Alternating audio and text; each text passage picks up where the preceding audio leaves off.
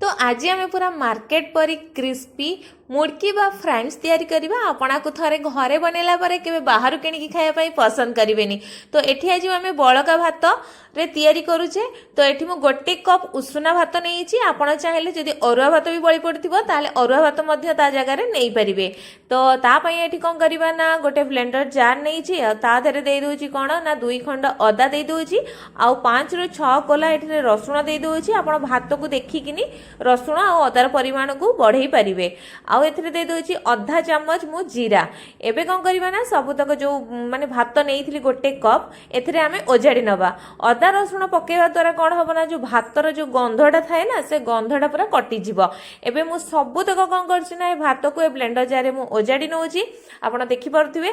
तो एबे कोन करछि ना सेथिरे माने जेतिकी दरकार से अनुसार मु एथिरे अल्प पानी दे दोची। हमर जेतिकी ग्राइंड पई दरकार सेतिकी बेसी देबेनी। हमकु पूरा पानिया करिवार नै अल्प टिके पानी देकी आको चिकन भाबरे ग्राइंड करके नै आसीबार अछि। आपण देखि परथुवे मु एठी कोन करछि ना पूरा सब तक ग्राइंड करके एठी नै आसीची।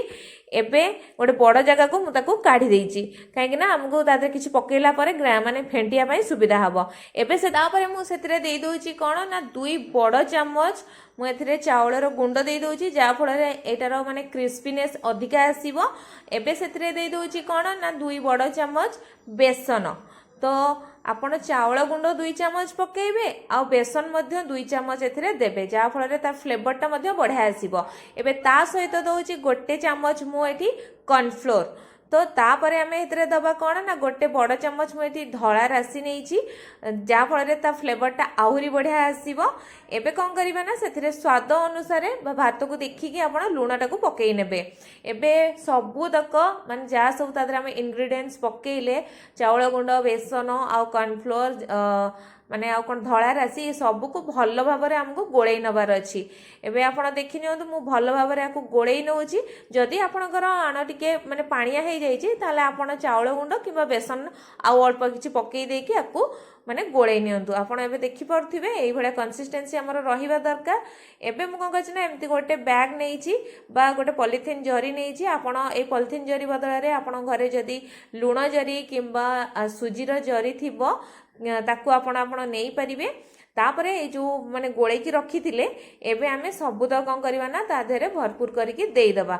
देई साला परे आपण एठी गोटे रबर मध्ये बांधी पारिबे नहले आपण एम्ति जरी को गुडे की मध्ये करि पारिबे।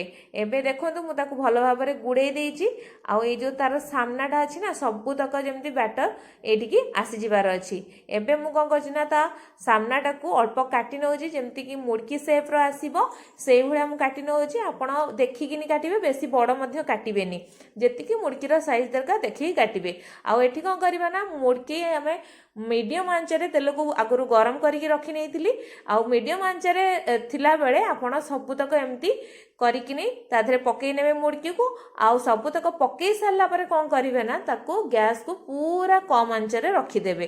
काहे कि ना एटा हमर पूरा कम आंचरे ही हबार अछि। जदि अधिक आंचरे देबे कोन हबो ना मुडकीटा ऊपर पूरा लाल हे जिवो किंतु भीतर तार हेई नथिबो सिझी नथिबो आ हेडा पोडी जिबार भी चांसेस थाए नहले कड़क आउ हेई नथिबो माने मुडकीटा मुडकी भलिया ही लागिबनी। तो सेथि पई कोन करिवे ना माने पूरा मीडियम आंचरे गरम कर नै थिबे तापर कोन करिवे ना पकई सारला पर सब तक पूरा स्लो कर देबे पूरा कम आंचरे रखी देबे।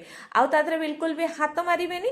गोटे पट साइड पूरा लाल हे आसले बा हल्का हल्का हेई आसले लाल ताकू आपण कोन करिवे ना उल्टेई नेबे। एबे आपण एठी देखि परथिबे काहे कि ना नहले से सब जो पड़ी थिबो माने सेटा माने काळे माने सेटा छाडी जिवो बा घांटी हेई जिवो सेथि पई।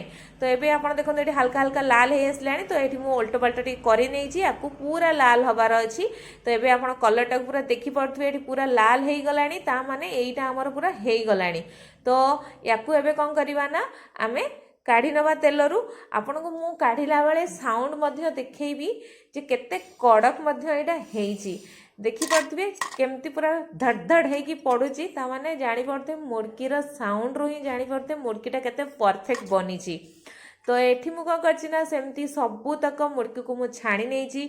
आपण एबे जानि परथिबे एबे देखंतु मु आपण को भांगी की मध्य देखौछि केते क्रिस्पी हेइछि आ बहुत ही टेस्टी लागुची।